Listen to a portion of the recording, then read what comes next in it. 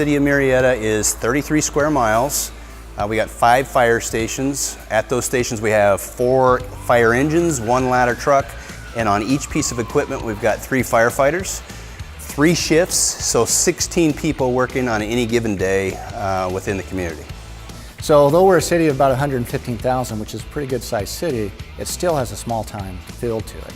And the reason is most of our employees and most of the fire department employees live here. Our kids go to school here, our families, we shop here. It's that tight-knit community. It's really what every city strives to have, and it's what we actually have. So we brought our VIPs and dignitaries here today to experience structural firefighting, so it's to give them to obtain a respect for the effort that goes into one of these, so they have a better understanding of our job. I grew up in a fire family, and so you kind of think you know, but until they've got you in turnout gear and you're crawling through the smoke, you don't know. Great experience. Have a new level of respect for firefighters and the fire service. It's great to see that leadership supports us and they're willing to demonstrate that by putting on the equipment and show us that we're all one big family. That was very, man, puts a new perspective on getting in there and taking care of business. Holy smokes. Yeah. Having been a firefighter and a union rep for a long time, I have to say that the relationship here is the strongest I've ever seen it. And it all comes down to having a fire chief and management that is willing to work with the labor side, the firefighters, and communicate together, because there's nothing more powerful than having labor and management on the same page, going after the same mission, vision, values, and goals of the fire department.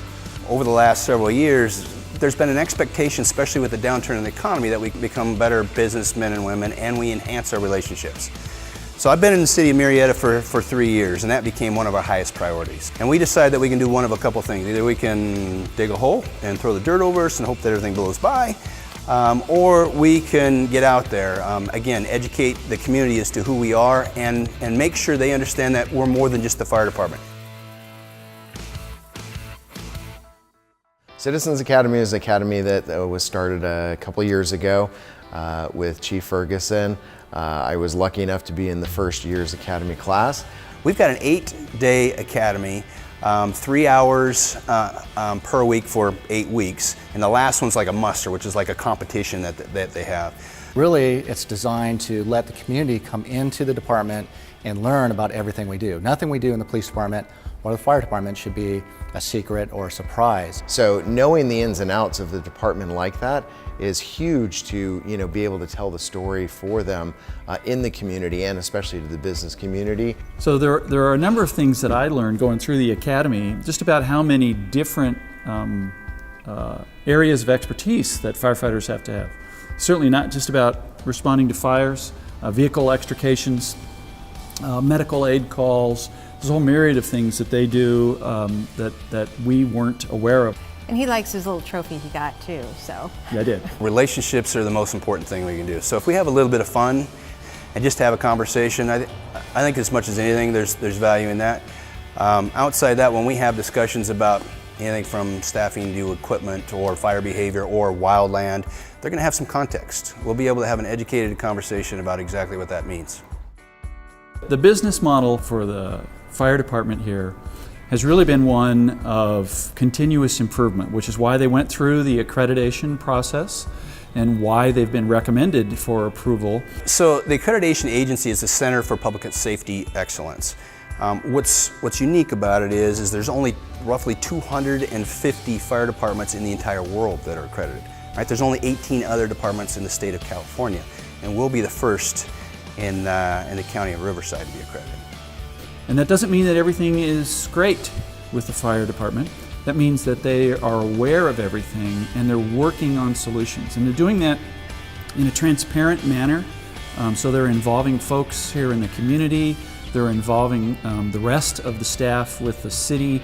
We have a great relationship between City Hall and the fire department here. That's not always the case.